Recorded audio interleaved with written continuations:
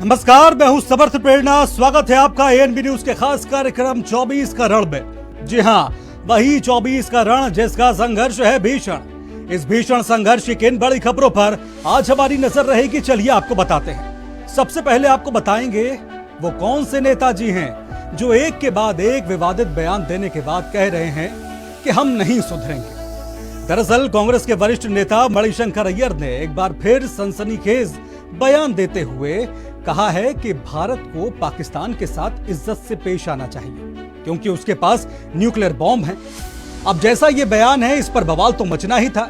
इस बयान पर मचा सियासी हंगामा आपको पहली खबर में बताएंगे। उसके बाद बात करेंगे पश्चिम बंगाल के संदेशखाली मामले की, जिसमें टीएमसी नेताओं पर महिलाओं के यौन शोषण के आरोप लगे हैं। अब टीएमसी इस पूरे मामले को झूठा बता रही है।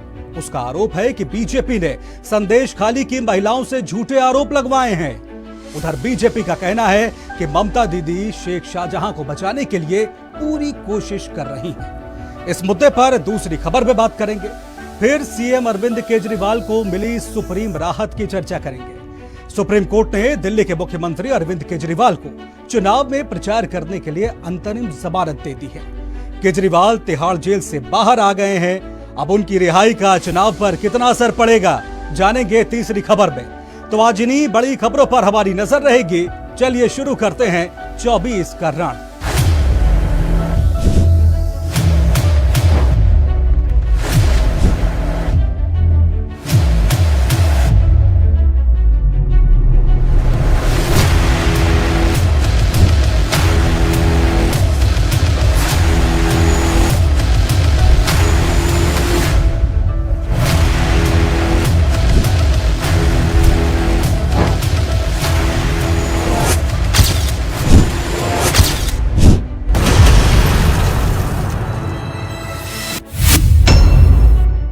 आपने एक चर्चित मुहावरा जरूर सुना होगा, पैरों पर कुल्हाड़ी मारना, मसलन स्वयं अपना नुकसान करना।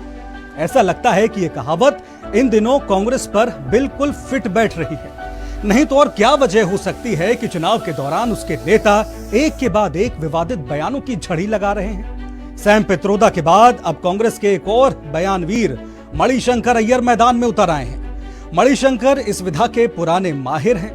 अब एक बार फिर उन्होंने ऐसा बयान दिया है जिससे कांग्रेस बगले झांकने को मजबूर हो रही है। दरअसल मणिशंकर अय्यर ने कहा है कि पाकिस्तान के पास न्यूक्लियर हथियार हैं, लिहाजा भारत को पाकिस्तान के साथ सम्मानजनक व्यवहार करना चाहिए और मुद्दों को सुलझाने की कोशिश होनी चाहिए। मणिशंकर ने आरोप लगाया कि मोदी सरकार में ऐसा कोई प्रयास नहीं किया जा रहा। अब इस बयान पर बीजेपी हमलावर है। बीजेपी का कहना है कि जो देश भारत में आतंकवादी भेजता हो, कांग्रेस चाहती है कि उसके साथ भारत सम्मान से पेश आए। बीजेपी ने पूछा कि कांग्रेस का पाकिस्तान प्रेम आखिर थमने का नाम क्यों नहीं ले रहा। कांग्रेस अभी तक सैम पित्रोदा के रंगभेदी बयान को लेकर हुई आलोचना से उबरी भी नहीं है कि कांग्रेस के ही एक और वरिष्ठ नेता मणिशंकर अय्यर ने फिर कुछ ऐसा कह दिया है जिस पर विवाद हो गया है।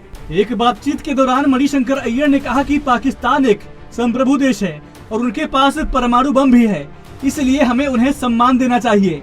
मणिशंकर अय्यर का एक वीडियो सोशल मीडिया पर वायरल हो रहा है जिसमें उन्होंने पाकिस्तान के साथ बातचीत करने का समर्थन किया है और सरकार से अपील करते हुए कहा है कि पाकिस्तान एक संप्रभु देश है और उनकी भी इज्जत है। उस इज्जत को कायम रखते हुए भारत पाकिस्तान से जो भी बात करना चाहता है वो करे।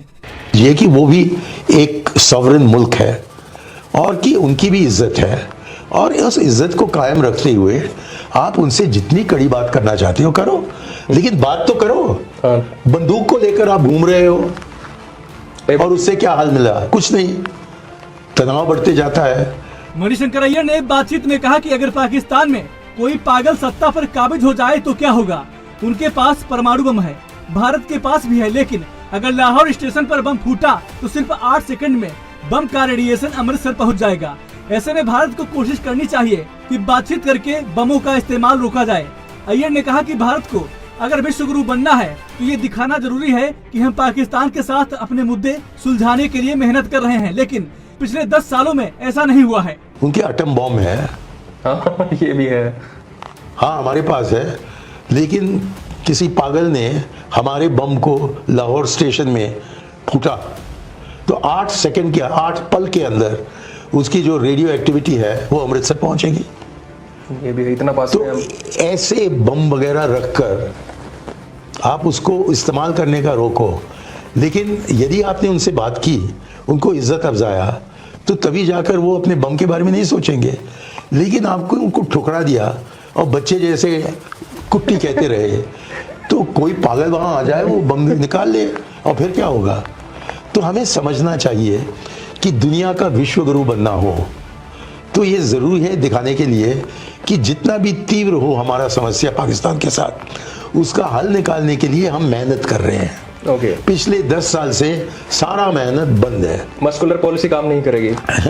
मस्कुलर पॉलिसी, यदि आपके मसल्स हों और उनके मसल्स ना हों, मैंने अभी आपको बता दिया है वो जो हकीकत हम सबको पता है कि मसल्स उनके कहूटा में पड़े हुए हैं।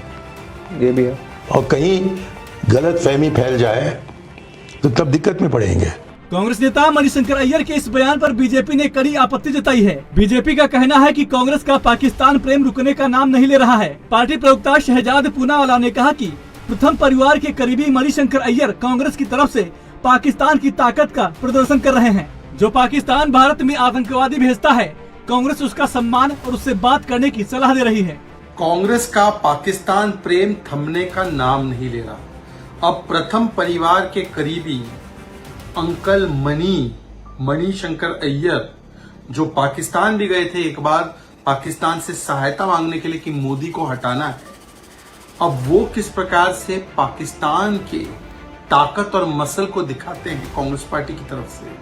कहते हैं कि पाकिस्तान को इज्जत देनी चाहिए, पाकिस्तान जो हमारे यहाँ पर आतंकवादी भेजता है उनको इज्जत देनी चाहिए, उनसे बातचीत करनी चाहिए। ये क्या सेना वाले बंदूक लेकर घूम रहे हैं। सोचिए, सेना को सड़क का गुंडा, पाकिस्तान को इज्जत देनी है, बंदूक नहीं दिखानी है। फिर वो कहते हैं कि ये क्या मस्कुलर पॉलिसी है। पाकिस्तान के भी सारे मसल अर्थात एटम बम पड़े हुए हैं। ये है मणिशंकर अय्यर कि अपने देश को ही बोलते हैं, अपने देश की सेना को ही बोलते हैं कि अपनी सुरक्षा के लिए कदम मत उठाओ, आतंकवाद करने वाले देश के सामने गिड़गिड़ाओ और बात करो, और आतंकवादी भेजने के लिए उनकी इज्जत करो।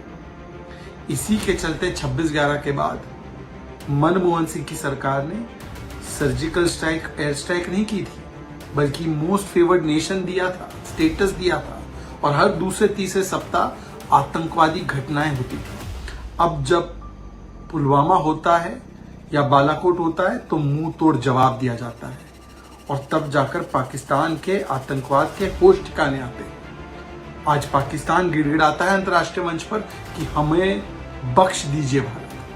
पहले हम जाते थे अंतर्राष्ट्रीय मंच पर कि हमें पाकिस्तान के आतंकवाद से बचाइए, आतंकवादी हमला करके चला गया। पर देखिए एक पूरी लंबी फहरिस्त कांग्रेस की, कैसे उन्होंने पहले पाकिस्तान से समर्थन आया तो 26/11 में कसाब को क्लीन चिट दिया, भारत पे दोष डाला। राहुल गांधी, कांग्रेस, मणिशंकर अय्यर पाकिस्तान की भाषा बोल रहे हैं, जो पाकिस्तान आज खाने को मुहताज है।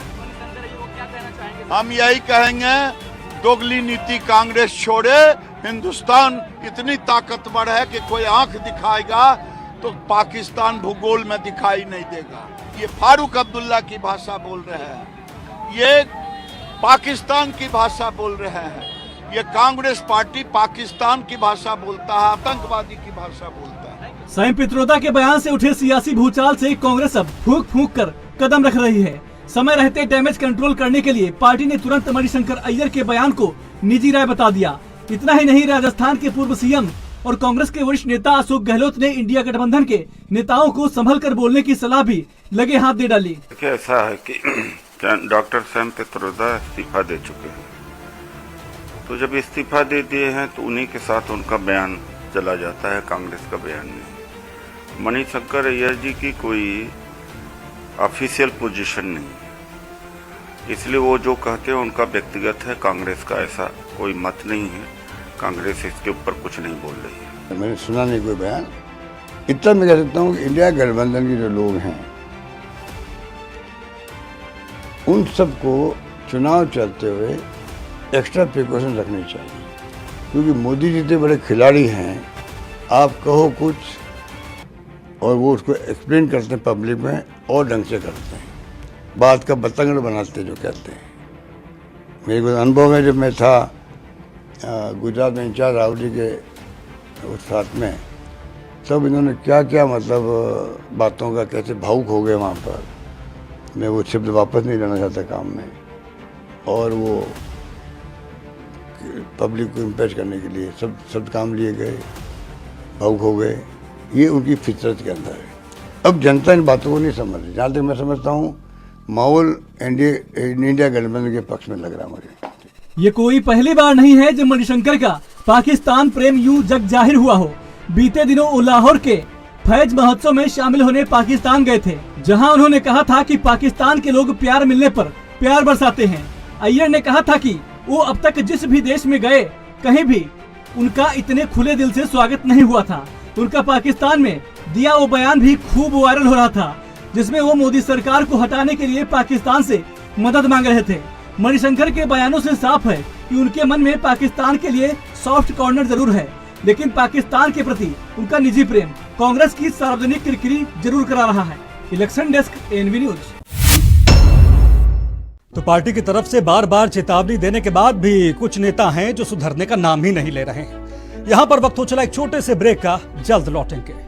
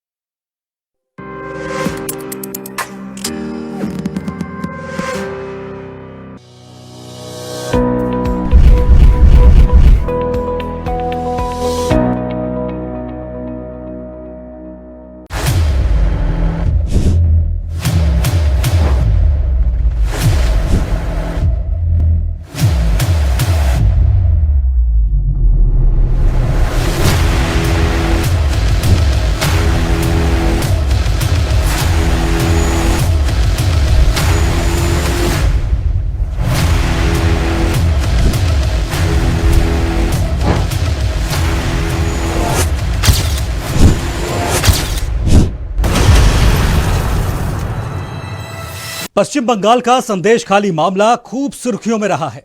टीएमसी नेताओं पर संदेश खाली की महिलाओं के साथ यौन शोषण के आरोप लगे हैं। जो आरोप लगे हैं वो डरावने हैं। अब टीएमसी ने पूरे मामले को नया मोड़ दे दिया है। पार्टी का कहना है कि यह पूरा मामला झूठा है और बीजेपी नेताओं ने साजिश के तहत महिलाओं से झूठ बुलवाया है। एक तरफ टीएमसी पीएम मोदी और गृह मंत्री अमित शाह से कह रही है कि वो संदेश खाली की महिलाओं से माफी मांगे, वहीं दूसरी तरफ बीजेपी का आरोप है कि टीएमसी ये सब कुछ शेख शाहजहां को बचाने के लिए कर रही है। ऐसे में सवाल ये उठता है कि आखिरकार संदेश खाली का सच है क्या? जिस संदेश खाली मामले ने ममता बनर्जी की सरकार की रातों की नींद उड़ा रखी थी, महिलाओं की यौन शोषण के जिन गंभीर मामलों को लेकर बीजेपी लगातार टीएमसी को घेर रही है, क्या वो संदेश खाली का पूरा मामला झूठा है? ये सवाल इसलिए क्योंकि तृणमूल कांग्रेस ने संदेश खाली मामले को लेकर पश्चिम बंगाल में विपक्ष के नेता शुभेंदु अधिकारी के खिलाफ चुनाव आयोग में शिकायत दर्ज कराई है। टीएमसी ने अपनी शिकायत में कहा है कि संदेश खाली में महिलाओं से रेप के आरोप मनगढ़ंत थे।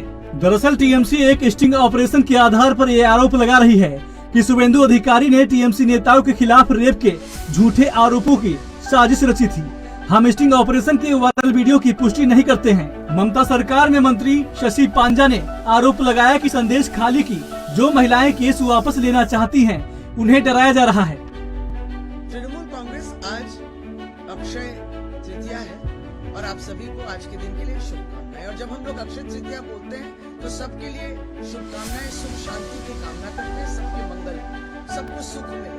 ठीक इसी तरीके से संदेश खाली में जो आक्रांत हुए हैं, माने जिनके द्वारा असत्य लिखा गया है, वो तो आक्रांत है क्योंकि उनसे झूठ लिखवाया गया है कि आपके ऊपर बलात्कार हुआ है।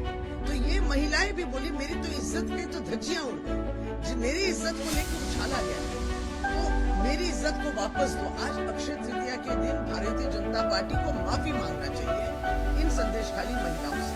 लेकिन हम लोग क्या देख रहे हैं कि जैसे जैसे आप क्रोनोलॉजी देखेंगे कि ये बलात्कार के गलत आरोप उनसे लिखवाया गया चिट्ठी में, उनको मालूम भी नहीं वो सही किए हैं, क्या लिखा है उनको नहीं मालूम। लेकिन उसके बाद संदेशखाली थाना से जब बुलावा आया तब ये महिलाएं समझे कि इस तरीके का बलात्कार का आरोप वो लिखे हैं, सही किए, उनको नहीं मालूम। तब ये आरोप जो वापस ले गए, क्योंकि इसी बीच स्टिंग ऑपरेशन भी निकला, जहां ये पूरी कहानी जो है बीजेपी रचना की ये भी निकल गई। महिला अब साहस लेके आगे बढ़ के कंप्लेंट वापस लेना चाहते हैं तो उनको। शशि पांजा ने आरोप लगाया कि महिला आयोग की अध्यक्ष रेखा शर्मा ने संदेशखाली में महिलाओं पर दबाव बनाकर उनसे जबरन ये लिखवाने की कोशिश की कि उनके साथ यौन शोषण हुआ है। उन्होंने बताया कि टीएमसी रेखा शर्मा के खिलाफ भी शिकायत दर्ज करवा रही है। टीएमसी मांग करेगी कि पूरे मामले में महिला आयोग की अध्यक्ष की भूमिका की भी जांच की जाए। विषय में जो हम क्रोनोलॉजी समझाना चाहते हैं कि जब बीजेपी ये गंदा खेल पहले जब शुरू की तब उन्हीं के कुछ सहयोगी है, वो है नेशनल कमीशन फॉर वुमेन, क्योंकि महिला कल बोल रही थी। ऐसा है कि कोई महिला आई थी दिल्ली से, नाम था उनका रेखा शर्मा, और वो जबरन हमसे लिखवा रही थी कि हाँ लिखो कि हमारे ऊपर यौन अत्याचार हुआ है। तो हम लोग यही कहना चाहते हैं कि नेशनल कमीशन ऑफ वुमेन की चेयरपर्सन रेखा शर्मा, हम लोग जानते हैं दिल्ली कमीशन की नहीं, नेशनल कमीशन की चेयरपर्सन। तो जिस तरीके से इलेक्शन कमीशन में तृणमूल कांग्रेस गई है और शुभेंदु अधिकारी के विरुद्ध कंप्लेंट दिए हैं कि आपने संदेशखाली की ये घटना पूरी जो है झूठ है और आपने महिलाओं को बदनाम किया, कहा कि उनके ऊपर बलात्कार हुआ है। ये सब हम लोग इलेक्शन कमीशन में दे के बोले आप इस कंप्लेंट को नजरअंदाज मत कीजिए और इसकी जांच कीजिए। इलेक्शन कमीशन को हम लोग दिए। अब इलेक्शन कमीशन में हम लोग चेयरपर्सन नेशनल कमीशन की जो महिला कमीशन की जो चेयरपर्सन है नेशनल कमीशन, उनके विरुद्ध में रेखा शर्मा का भी नाम देके कंप्लेंट लेके हम लोग इलेक्शन कमीशन में जाने वाले। इस इलेक्शन कमीशन में हम लोग यही कहेंगे कि उस दौरान ये आई चेयरपर्सन और महिला द्वारा जबरदस्ती ये सब चीजें लिखवाई है, इसलिए उन पे भी जांच है। टीएमसी का कहना है कि प्रधानमंत्री मोदी और केंद्रीय गृह मंत्री चुनाव प्रचार के सिलसिले में बार बार पश्चिम बंगाल आ रहे हैं, लेकिन संदेशखाली का सच सामने आने के बाद क्या वो महिलाओं से माफी मांगेंगे? तीसरी बात हम लोग जो कह रहे हैं कि अब अमित शाह जी, प्रधानमंत्री, सभी कोई आ रहे हैं बंगाल में प्रचार करने के लिए, और इसी बीच संदेशखाली में असली घटना क्या है वो आ गई। जब ये उभर के आई है तो भारतीय जनता पार्टी को इतनी संकोच क्यों है, इतना अहंकार क्यों है? आप लोग इतना महिलाओं को डिसरिस्पेक्ट क्यों देते हैं, सम्मान क्यों देते हैं? अभी भी वक्त है, आप क्या माफी मांगेंगे? ये हम लोग पूछ रहे हैं भारतीय जनता पार्टी के उच्च नेतृत्व से कि बंगाल आप आएंगे, मोदी जी, अमित शाह जी, आप क्या माफी मांगेंगे बंगाल के महिलाओं से, संदेशखाली के इन महिलाओं से कि हमसे गलती हुई है, ये हमें नहीं करना चाहिए, आपको बेइज्जत। टीएमसी महासचिव अभिषेक बनर्जी ने बीजेपी पर बंगाल को बदनाम करने का आरोप लगाया है। उन्होंने कहा कि संदेशखाली को लेकर जिस तरह बंगाल को बदनाम करने की कोशिश की गई, वह अब तक की सबसे शर्मनाक घटना है। हमने गोधरा और पुलवामा की साजिश के बारे में सुना था, लेकिन संदेशखाली हमने देखा है। हमने भाजपा को श्वेत पत्र पर प्रकाशित करने को कहा था, लेकिन उन्होंने श्वेत पत्र तो प्रकाशित नहीं किया, बल्कि श्वेत पत्र पर महिलाओं से झूठी शिकायतें महिला आयोग सीबीआई को भिजवाई। हमने पहले ही कहा था कि संदेशखाली की घटना मनगढ़ंत है। एक तरफ टीएमसी बीजेपी से माफी मांगने की मांग कर रही है, वहीं दूसरी तरफ बीजेपी का कहना है कि संदेशखाली मामले के एक एक आरोपी को सीधा करने का काम बीजेपी करेगी। पश्चिम बंगाल की नदिया में चुनाव प्रचार करने पहुंचे केंद्रीय गृह मंत्री अमित शाह ने कहा कि ममता बनर्जी को शर्म आनी चाहिए। एक महिला मुख्यमंत्री के रहते हुए टीएमसी के नेता सालों तक धर्म के आधार पर महिलाओं का यौन शोषण करते रहे। भाइयों बहनों, ममता बनर्जी को शर्म आनी चाहिए। एक महिला मुख्यमंत्री रहते हुए सालों तक धर्म के आधार पर महिलाओं का शोषण किया गया, उनके ही नेता ने किया। मैं आज बताना चाहता हूं, सीबीआई जांच कर रही है। बंगाल की माताओं बहनों को चिंता करने की जरूरत नहीं है। संदेश खाली के गुनहगारों को हम उल्टा लटकाकर सीधा करने का काम ये भारतीय जनता पार्टी करेगी।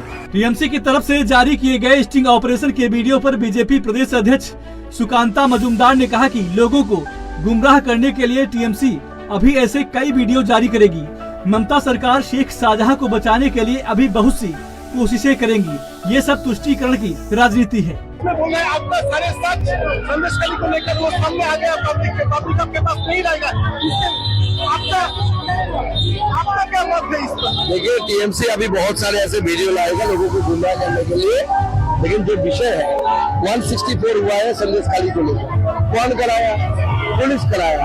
पुलिस किसके अंदर है? स्टेट गवर्नमेंट के अंदर है। तो 164 मैजिस्ट्रेट के सामने होता है और आप एक बार 164 करने के बाद मुकर भी नहीं सकते, because you have given your statement in front of magistrate या फॉर मैजिस्ट्रेट। तो अगर वो झूठ था तो पुलिस ने क्यों 164 कराया? उसको कराना नहीं चाहिए था। आपका वीडियो बोल रहा है कि we have return this much of land to the deprived public. आपने इतना लैंड दे दिया लोगों को, तो लैंड कहाँ से दिया? लैंड ग्रैबिंग हुआ था, इसलिए ना लैंड लौटा है। तो आप लैंड लौटा रहे हैं बोल रहे हैं, लेकिन लैंड ग्रैबिंग नहीं हुआ था बोला। तो शेख शाहजहां को बचाने के लिए ये बहुत कोशिश करेंगे। It is nothing but the appeasement politics, vote bank politics. Muslim vote bank के लिए ऐसा ममता बनर्जी कर रहे हैं।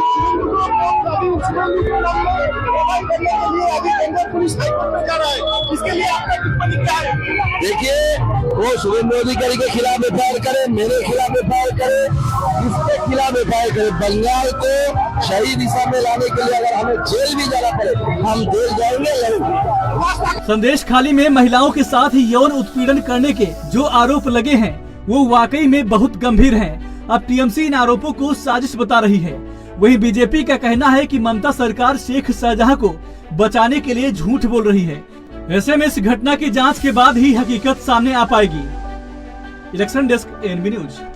पिछले 1 महीने से तिहाड़ जेल में बंद दिल्ली के सीएम अरविंद केजरीवाल आज जेल से बाहर आ गए हैं। सुप्रीम कोर्ट ने केजरीवाल को चुनाव प्रचार करने के लिए अंतरिम जमानत दी है। 1 जून को 7वें चरण की वोटिंग के बाद उन्हें सरेंडर करना होगा। आम आदमी पार्टी और इंडिया गठबंधन के घटक दलों ने केजरीवाल की जमानत का स्वागत करते हुए इसे संविधान और लोकतंत्र की जीत बताया है। वहीं दूसरी तरफ बीजेपी का कहना है कि केजरीवाल को सिर्फ प्रचार करने के लिए अंतरिम जमानत मिली है, वो अभी आरोपों से मुक्त नहीं हुए हैं। सुप्रीम कोर्ट ने दिल्ली शराब घोटाले से जुड़े मनी लॉन्ड्रिंग मामले में मुख्यमंत्री अरविंद केजरीवाल को अंतरिम जमानत दे दी है। केजरीवाल को 1 जून तक के लिए अंतरिम जमानत दी गई है। पीठ ने कहा है कि चुनाव से 48 घंटे पहले हम केजरीवाल को पर्याप्त समय दे रहे हैं। केजरीवाल के चुनाव प्रचार पर कोई पाबंदी नहीं है, लेकिन उन्हें 2 जून को सरेंडर करना होगा। अरविंद केजरीवाल की जमानत को आम आदमी पार्टी संविधान और लोकतंत्र की जीत बता रही है। करोड़ों लोग, चाहे वो दिल्ली में हो, पंजाब में हो, महाराष्ट्र में हो, बंगाल में हो, आज के इस दिन का इंतजार कर रहे थे कि अरविंद केजरीवाल कब छूटते हैं। और अब अरविंद केजरीवाल का छूटना पूरे इंडिया अलायंस के लिए एक बड़ा गेम चेंजर साबित होगा, क्योंकि पहली गलती भारतीय जनता पार्टी ने ये की कि उन्होंने उनको गिरफ्तार किया और गिरफ्तारी के बाद ये बात दिख रही थी कि लगातार भारतीय जनता पार्टी का नुकसान हो रहा था। जब से अरविंद केजरीवाल गिरफ्तार हुए, लगातार देश के नैरेटिव में अरविंद केजरीवाल बने हुए हैं, चाहे अपनी बेल को लेके, अरेस्ट को लेके, अरेस्ट के चैलेंज को लेके, अपनी डायबिटीज़ को लेके, इंसुलिन को लेके। और अब जब वो जेल से छूटेंगे, भारतीय जनता पार्टी इस बात को समझती है कि उनके छूटने पर भारतीय जनता पार्टी का बड़ा नुकसान उन राज्यों में जहां पे आम आदमी पार्टी नहीं भी लड़ रही, वहां भी भारतीय जनता पार्टी का बड़ा नुकसान होने जा रहा है। न्याय किया और जैसा कि उन्होंने भी ऑब्जर्व किया कि ये लोकसभा के चुनाव है जो हर दिन नहीं आते, 5 साल में एक बार आते हैं और बहुत इम्पोर्टेंट समय है और किसी भी पॉलिटिकल पर्सनालिटी के लिए, स्पेशली जो एक नेशनल पार्टी के हेड हैं, उनको लोगों के बीच जाना और अपने विचार रखना, so that people can make the right decision. जब तक लोग सुनेंगे नहीं, जब तक कौन सी पॉलिटिकल पार्टी के क्या विचार हैं, उनके क्या कैंपेनिंग है, वो जब तक पॉलिटिकल पार्टी अगर वो लोगों के बीच जाके अपने विचार नहीं रखती है, तो मेरे ख्याल से कहीं ना कहीं पूरा हमारा जो डेमोक्रेटिक सेटअप है उसमें कहीं ना कहीं चूक है। देखिए, आज का दिन सिर्फ आम आदमी पार्टी के लिए नहीं, भारत के लोकतंत्र के लिए एक ऐतिहासिक दिन है। भारतीय जनता पार्टी ने इस देश को तानाशाही बनाने में कोई कसर नहीं छोड़ी। जिस तरह से चुनाव की घोषणा के बाद एक विपक्ष के प्रमुख चेहरे 6 नेशनल पार्टीज में से एक के नेशनल कन्वीनर को गिरफ्तार कर लिया गया, आज लेकिन सुप्रीम कोर्ट के इस फैसले ने पूरे देश भर में एक उम्मीद जगाई है। सुप्रीम कोर्ट के इस फैसले ने पूरे देश के लोगों को उम्मीद दी है कि तानाशाही का अंत होगा और आखिरकार जीत संविधान की और लोकतंत्र की होगी। बीजेपी स्टेट प्रेसिडेंट का स्टेटमेंट है कि 1 जून को वापस जेल जाना होगा, अंतरिम जमानत है, इसे पक्की रिहाई न हो। देखिए, भारतीय जनता पार्टी भड़बड़ा रही है, फड़फड़ा रही है। क्यों? क्योंकि उनका जो षड्यंत्र था अरविंद केजरीवाल को जेल में डाल के चुनाव पर असर डालने का, विपक्ष पर हमला करने का, आज उनका षड्यंत्र फेल हो गया है। सुप्रीम कोर्ट ने आज सुप्रीम कोर्ट ने सिर्फ अरविंद केजरीवाल को अंतरिम जमानत नहीं दी है, आज सुप्रीम कोर्ट ने इस देश के लोकतंत्र को बचाया है, इस देश के संविधान को बचाया है, वरना भारत को पाकिस्तान बनने से कौन रोक सकता था। मैम, लास्ट सवाल आपसे, कुछ कंडीशंस लगाई हैं सुप्रीम कोर्ट ने, प्लस जो आप लोगों का इलेक्शन कैंपेन है उससे अब बल मिला, कार्यकर्ता और तेजी और उत्साह के साथ काम करेंगे। बिल्कुल करेंगे और अरविंद केजरीवाल जी तिहाड़ से बाहर कदम रखते ही इस तानाशाही के खिलाफ अपनी लड़ाई को शुरू कर देंगे। अरविंद केजरीवाल की अंतरिम जमानत को आम आदमी पार्टी लोकसभा चुनाव में गेम चेंजर मान रही है।